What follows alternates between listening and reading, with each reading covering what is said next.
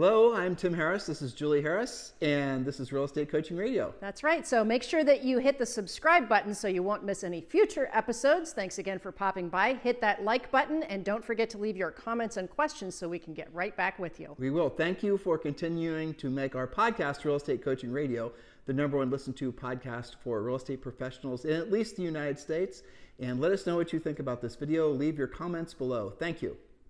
3, 2, 1, and we are back. And we have a fantastic podcast series. This is going to be probably a 4 to 5 day podcast series, and it's called Truth Revealed, the least to the most effective real estate lead generation ideas. And what we're going to be doing is going through, 30 different ideas, Julie? 30 or 32. Yeah, there's a lot. And there's always going to be more than that. But these are the top 32 ranked and rated from least effective to most effective. And by effective, we mean, will it actually turn into a transaction for you? That's right. So what we're going to be doing is going through every one of these most common lead generation topics that people like to discuss, agents like to discuss.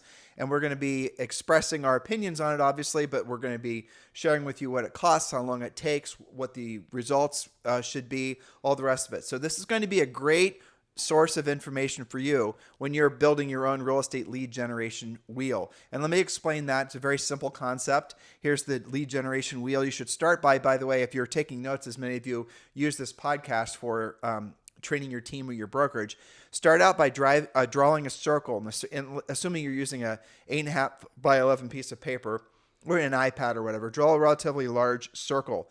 And what you're going to be doing is you're going to be making something that looks like an old-fashioned wagon wheel or like a bicycle wheel, something with a lot of spokes on it. So that is what we're going to be building during this next 5 days worth of podcasts is your lead generation wheel. So every spoke you put on the wheel, so you're going to draw a big circle, then a little circle in the middle. The little circle is the hub of the wheel. And then every spoke you put on the wheel represents a source of lead generation. And really the essence of the lead generation spoke analogy really is that you want to build a wheel that's strong. You want to build a wheel where each spoke is independent of the other spoke, because here's the idea. You're rolling down the wheel and the road and you've got this bicycle wheel on the front of your bike. And if the bike wheel only has one spoke and you hit a pebble in the road, obviously the wheel itself did not have enough structural integrity, so it's going to fail. Well, if you have 2 spokes, then it's stronger. 3 spokes, even better. You guys get the idea? But really the problem is that you don't know, for the most part, agents don't know, which spokes are going to be the strongest spokes to put on their wheels. And even though we're giving you probably will be over 30 different lead generation ideas, you really effectively only need probably 5 to 7 that you build over time, but you better sure as heck choose the right 5 to 7. That's right. And the second thing that we always see agents making a mistake on is believing that there is a one spoke that will solve all of your lead generation problems, that you'll have an endless supply of proprietary leads just for you that will self-convert, and that as soon as you find that one thing, then all of your lead generation woes are over. Well, you have to accept the fact that there is no one magic bullet, easy button, silver thing that's going to do that for you. In fact, you need the multitude of well-engineered spokes so that, maybe for the next 3 weeks, you're not going to have a past client that brings you a transaction. And if that's the only source that you've got, well, you're going to be broke next month. Instead, have multiple spokes to make a strong lead generation wheel. So when Julie and I were going through the 30 plus different ideas that we're going to share with you, we were, I think, qualifying and quantifying and really, I think, judging each of these ideas by a few filters. And the first filter was quality. Julie, what did that mean? That's right. So here are our 5 filters. Number 1, quality. What is the likelihood of the prospect buying or selling with you in the next 60 days or less? Are they a lead or are they just an impression or a contact? Do they themselves consider themselves to be a real estate prospect, or are you the only one thinking, hoping, and praying that they might be a prospect? So the quality of the lead is our first filter. And just to give you, for example, are you speaking directly with the seller who's already decided they need to sell the house in the next 120 days or less? Or are you just basically knocking on an apartment complex front door, hoping and praying you're going to stumble across a buyer that has to buy? Obviously, one is a heck of a lot more higher quality in terms of the likelihood of actually transacting than the other. But we're going to get into the weeds over the next few days, explaining all of that in great detail. Really critical that you guys understand this. Otherwise, what you're going to do is you're going to spend your time trying to develop spokes for your wheel, which are effectively ineffective. And you're not going to have any integrity in your lead generation system. Number 2, Julie. Return on investment, ROI, the cost versus your results. Cost can be in terms of money and time or both. So what are you spending and what will you be getting?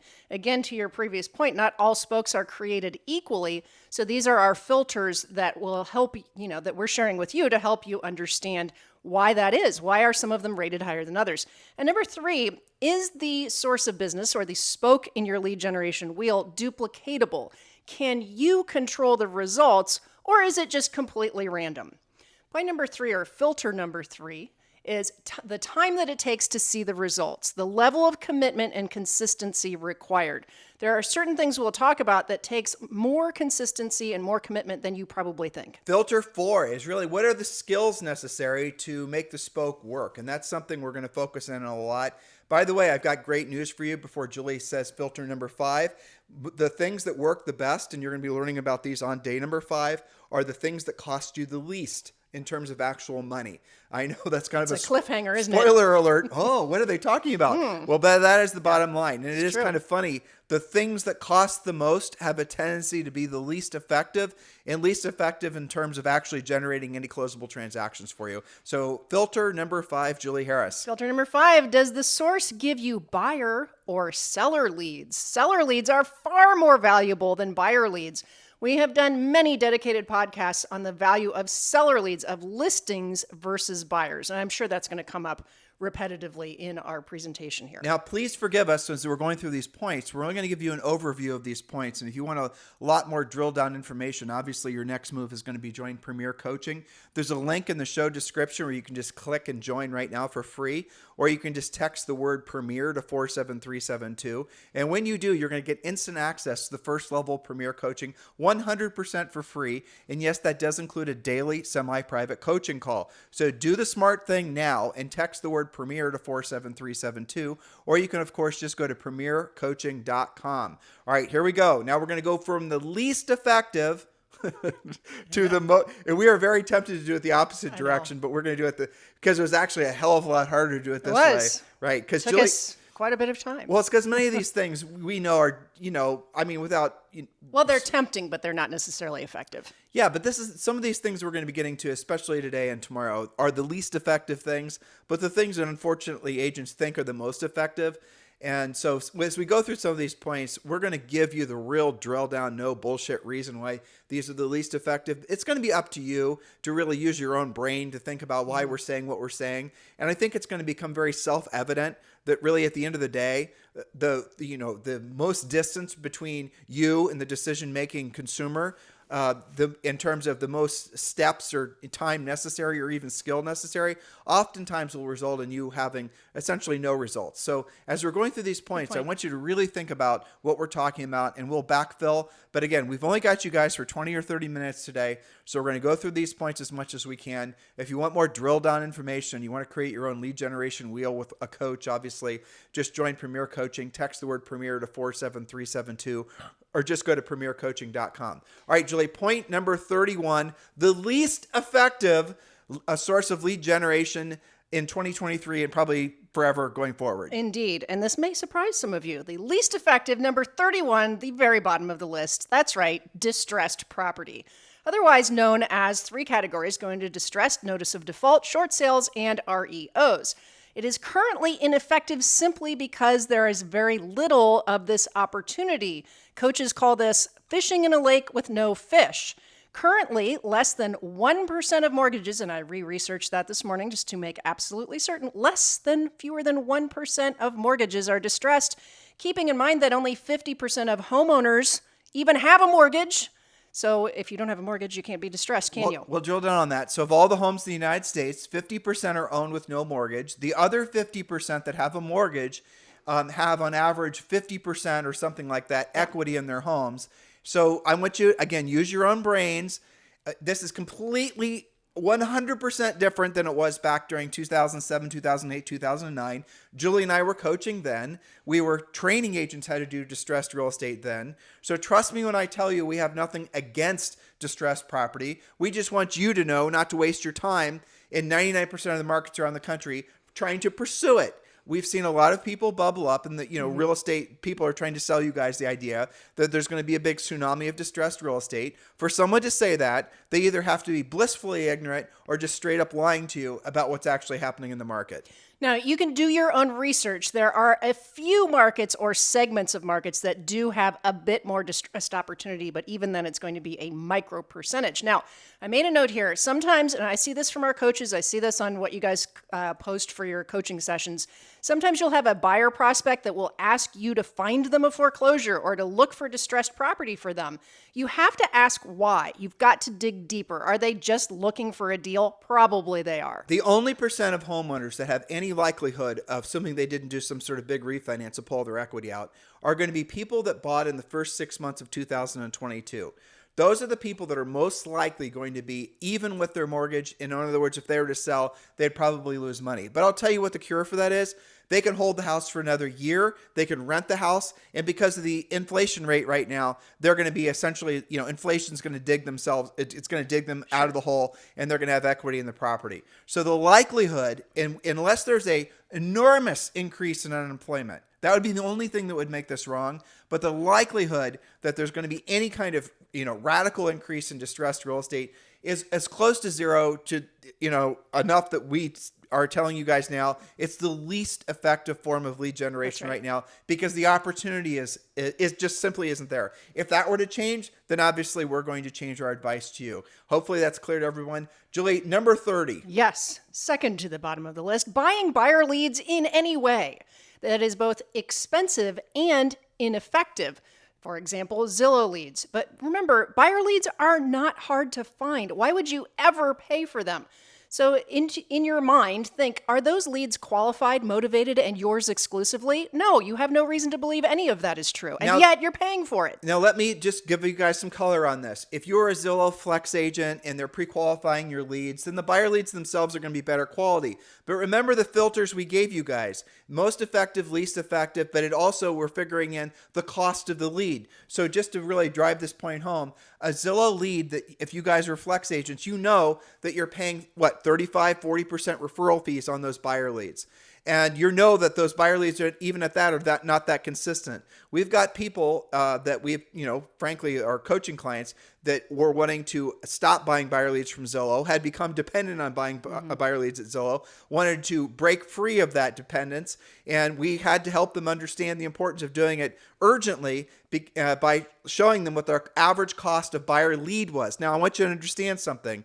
I'll give you an example. I had a great conversation with somebody who is a huge producer, has a huge team, and their average cost of buyer lead from Zillow, and they did cut the ties, was $600 per lead. Now, that's cost per lead. That's not closed transaction. So they were paying $600 per lead, and then a certain percent of those, say 10%, would actually buy something. And then they were paying on average 35% referral fees.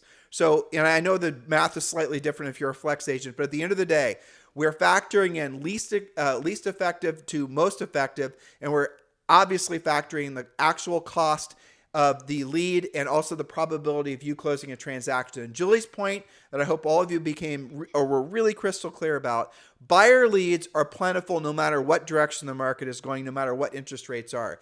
Those of you who've only been in the business for 15 years or less, you actually think buyer leads are hard to get because you have not had the opportunity to be listing agents, because listings have sold so fast, especially in the last 5 or 6 years. So here's a little secret for you. The reason Zillow and all these other portals are able to essentially generate buyer leads and then sell those buyer leads back to you is because people go there looking for homes. If you have your own inventory of listings, which is, by the way, where we're going, this whole week's worth of presentation, when you learn to be a powerful listing agent and you have your own listings and you then can essentially form your own mini Zillow and generate your own buyer leads, you are free. You've now built a real scalable business because you now are a listing agent. So I get it. Look, in the last 15 years, especially in the last 5, it was hard to really generate very many leads off your listings because they sold so fast. Not true now. That's the blessing of a shifting market. Point number 29, Julie. Point number 29 is kind of laughable and stand on its own. But number 29, billboards, bus benches, grocery cart advertisements, and, you heard it, urinal cakes. You That's actually a thing. put urinal cakes in our, well, you're now going to have to explain what a urinal cake is. Yeah, well, there are people who will try and sell you to put your brand, your name, your phone number, maybe even, God forbid, a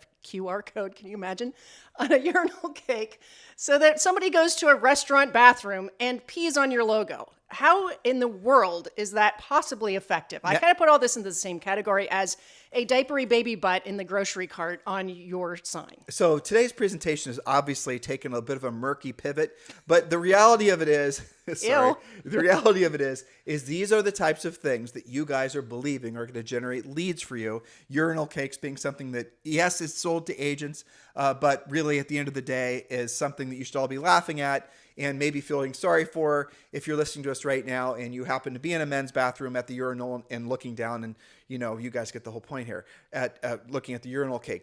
Bottom line, least effective. That was point number 29. Moving on to point number 28. Yes, point number 28, geographic farming, also known as geo-farming.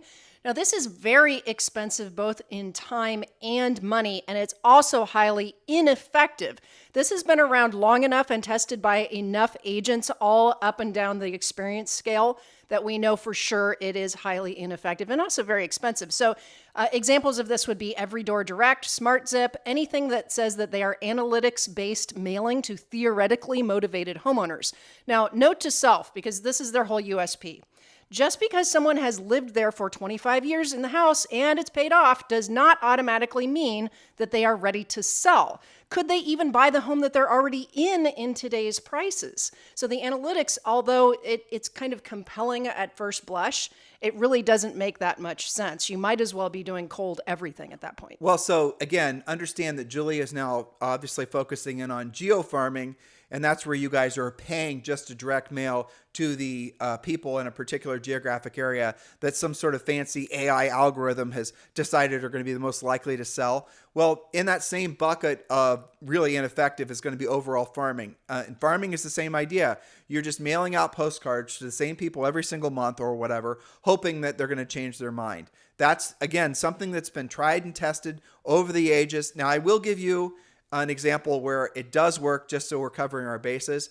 If you're in a market where there is high turnover from, say, there's a lot of relocation and there's a lot of that sort of thing, and people in DC, Virginia, just different areas around the country where there is going to be a lot of turnover, and now we're getting into the hypothetical here, and there's not other agents that are not also doing a lot of direct mail, for example, then you might actually have a chance of getting some leads from a traditional geographic farm. But that's not going to be the case with anybody. So if you happen to live in an area where there's high turnover, you're also going to see an enormous number of agents that are doing direct mail.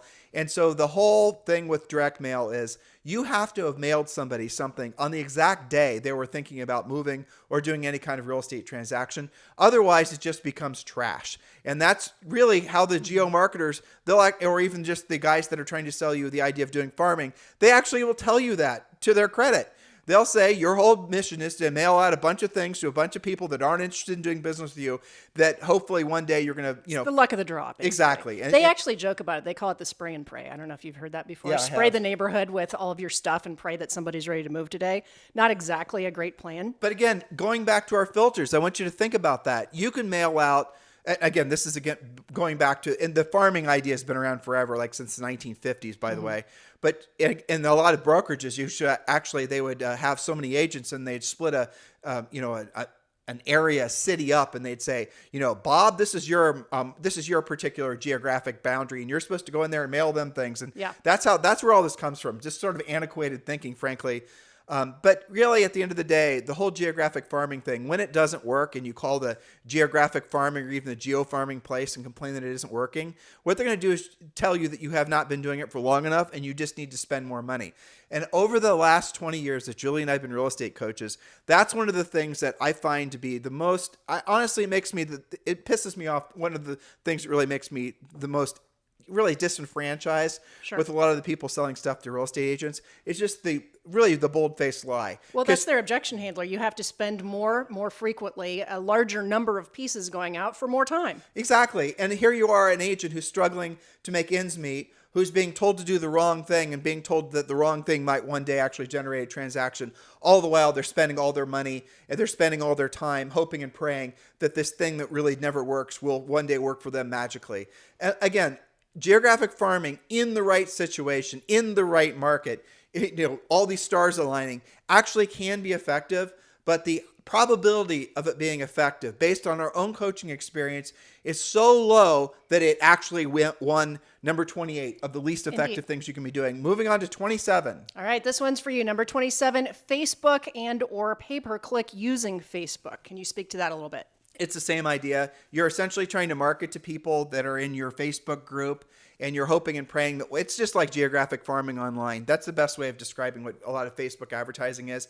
And Facebook advertising was a huge trend probably about 5 or 6 years ago. Those of you who've been in the business long enough, you'll remember that. Oh, Facebook advertising, it's so cheap. You can actually, get an impression. Here, little advanced tip here. If anybody's trying to sell you off the idea that impressions are worth anything, you're very impressionable and you're going to be ripped off. So the only thing that really matters at the end of the day is actually a pre-qualified lead and a closed transaction. Which is not the same as an impression. Exactly. And that's, again, you can see how Facebook, with their Facebook advertising concept, they essentially borrowed a page from the geographic farming people. Geographic farming people, you mail out a bunch of these postcards, and over time, you're going to happen to win the lottery. The neighbor on that particular day received your postcard, and they just happen to want to sell. And by the way, they didn't have another real estate agent. They don't know any other real estate agents. You guys get the very small likelihood of you getting anything from that. Well, generalized Facebook advertising is the same thing. Again, pay attention to these least effective things. What you're doing is you're casting a really, really big net, hoping and praying that you're going to catch a fish. And oh, by the way, if there's 1,000 other agents that are casting nets in the exact same area, I want you to think about the tiny probability of you actually generating a closed transaction off doing some of these, essentially big branding and marketing ideas. Point number 26 of the least effective things happens to be branding using social media platforms. Now, let's apply our filters. This is entertaining, sometimes creative, poses as work, but is generally ineffective. Now, these should be used, and we're talking about things like TikTok, Instagram, Facebook, etc. These platforms can be used in support of your core business, but absolutely not instead of, and should not be looked at as standalone lead generation machines. Now, here's a really, I'm going to do this last thing, Sure. and I want you to talk about this. Here's a major filter to look at this branding using social media platforms. Did somebody go there to, say, Facebook, Instagram, TikTok, to learn about real estate, or did they go there to watch cute kitten videos today? What was their actual intent when they went to that page? And that, again, hopefully you are learning the things that work the least effective, the things that take the most time and oftentimes the most amount of money are, these types of ideas, because conceptually you're now saying, hey, I'm in real estate. Here's a great tour of this new listing I have.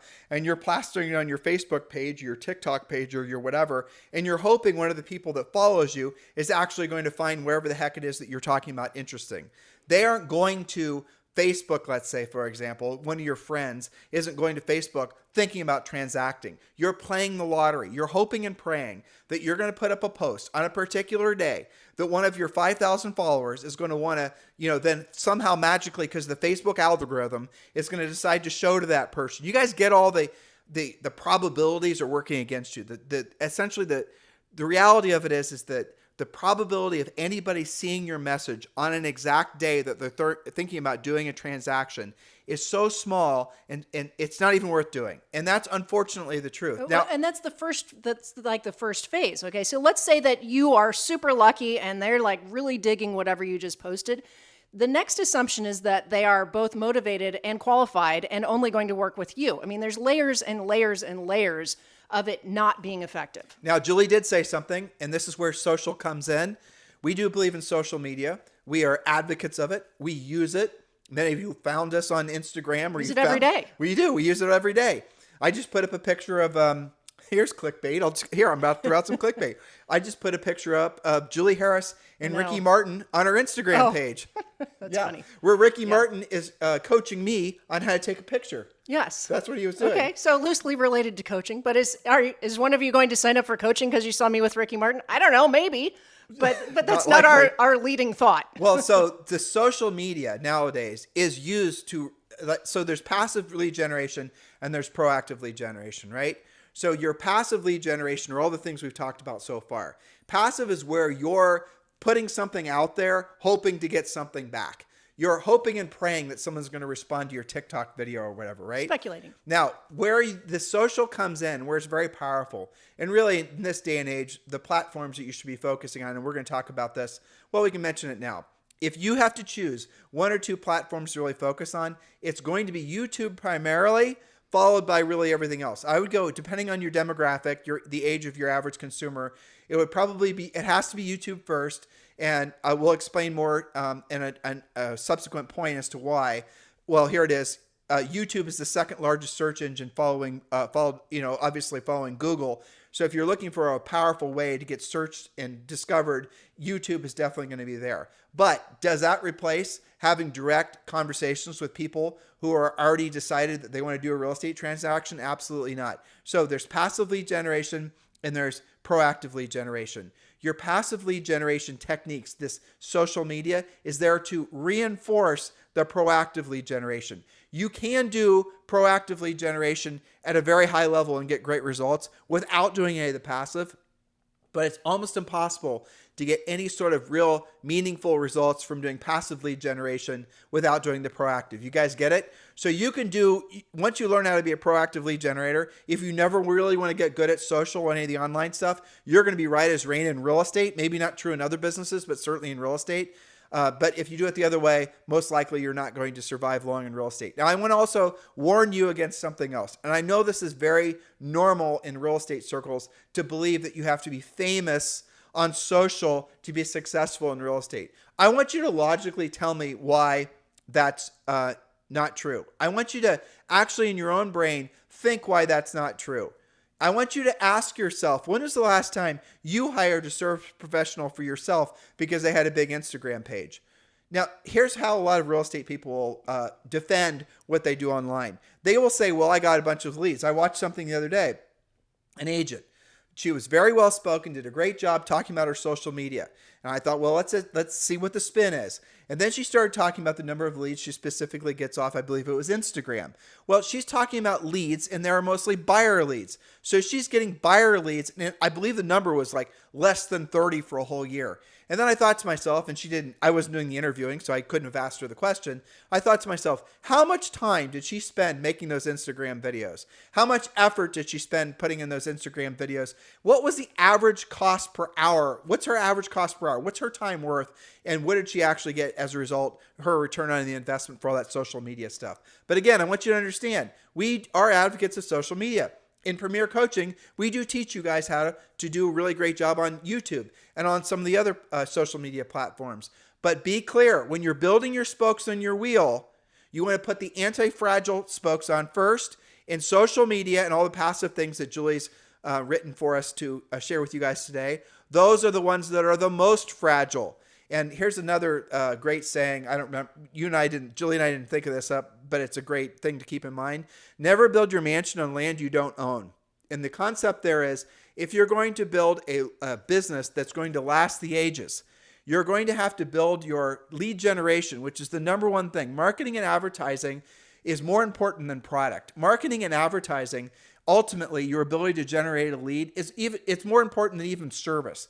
You can market it. If you have a great product or great service, but you do a really poor job of selling it, you're going to go out of business. But if you have you guys get the point, but if you have a average product, even a commodity service, like, selling real estate, that's a commodity. There's a lot of people that do the same thing that you do, but you're really good at proactive lead generation supported by passive lead generation, you're going to own the market. That's a real key differentiator in your thinking that you have to really dial into. But please don't believe your mission in real estate is to be famous, because ultimately you're going to have to make a choice. The choice is going to be, and I'm reflecting back on an email I received from one of our competitors, and we're on all their mailing lists, and the subject line of the email was essentially, what was it, Julie? I read it to you. I was like, how to be Famous on whatever the on platform. YouTube. I think it was YouTube. It's how to be famous on YouTube. Yeah. And so what this person was doing is, hypothetically telling you how to make YouTube videos and whatnot, which of course we include in Premier Coaching. But he was focusing in on your ego. He was focusing in on your innate desire for recognition. Yes. So the choice you have to make, this is more of a mindset thought than it is an actual choice, but just, actually consider this. If you have to choose between being famous and being rich, you can't choose both. If you don't like the word rich, replace it with wealthy. Our definition of rich is where your money works for you and you no longer have to work for your money. So if you have to choose between famous and being rich, which would you choose? And here's the unfortunate truth. There's a whole generation of you that have gotten into the business, really mostly in the last 15 years, that have, without knowing it, chosen based on your actions to be famous. And now you're discovering the hard way that you are moving yourself further and further away from actually ever obtaining any resemblance of financial independence. In other words, you built your mansion on land you don't own, and you've also focused on the wrong goal, thinking that the more famous you are, the more followers you have, the more likes you have,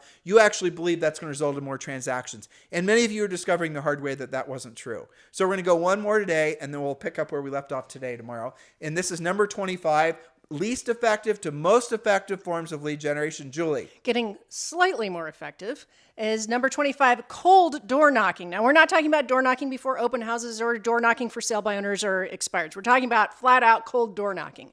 Now, this is cheap or free. Maybe you have a little expense in bringing some flyers with you, but only randomly effective. It is, however, a good place to build confidence and skills with little or no expenditure. Get used to talking about real estate. There is a place for it, but it is only randomly effective. Now, cold doors are the least effective, knocking door by door with no reason to believe that the inhabitants are either A, even the owner of the house, B, wanting to sell, or C, don't already have an agent in mind, and I would add maybe even they are an agent.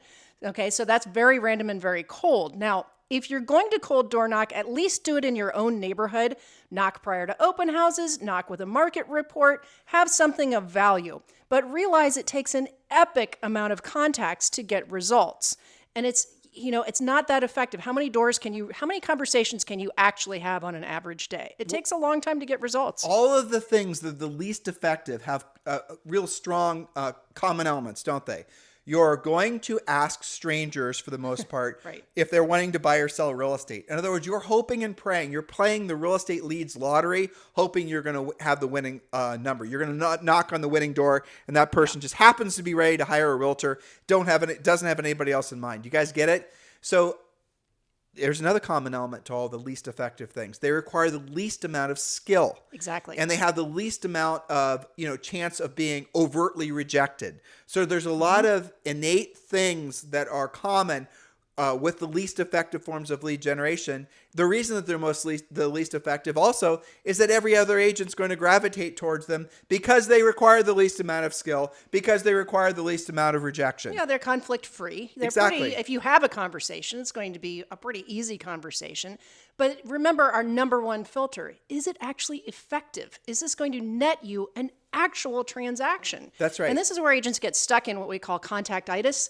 Well, I can make so many more contacts when I just go door knocking. Well, that's fine, and you're getting used to talking about real estate. That's kind of skill building. But ultimately, aren't you actually looking for a real closable transaction? Of course you are.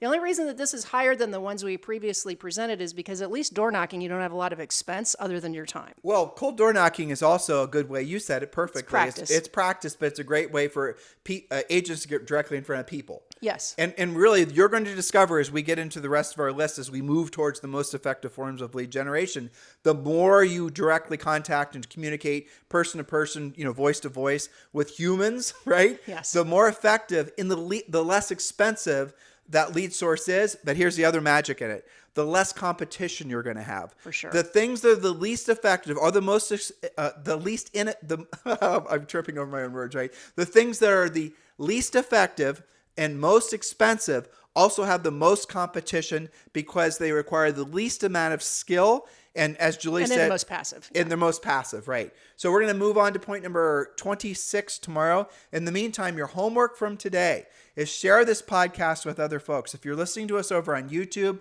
please do subscribe to the podcast. And remember, join Premier Coaching. It costs you nothing. Text the word Premier to 47372 or just go to Premier. What is it, Julie? PremierCoaching.com. Thank you. I was seeing if you were paying attention. PremierCoaching.com. Remember, when texting, message, and data rates may apply. We're picking up with point number 24 tomorrow.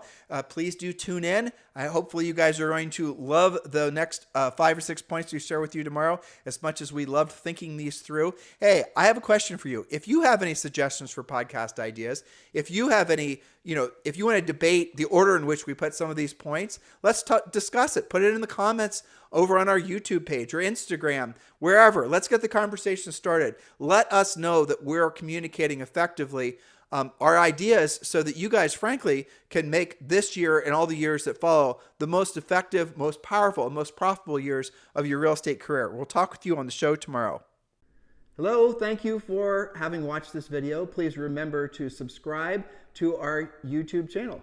That's right. And don't forget to hit that like button, leave your comments and questions below, and we will get right back with you. Thank you for watching this video. And remember to watch the next one. You're going to love that one.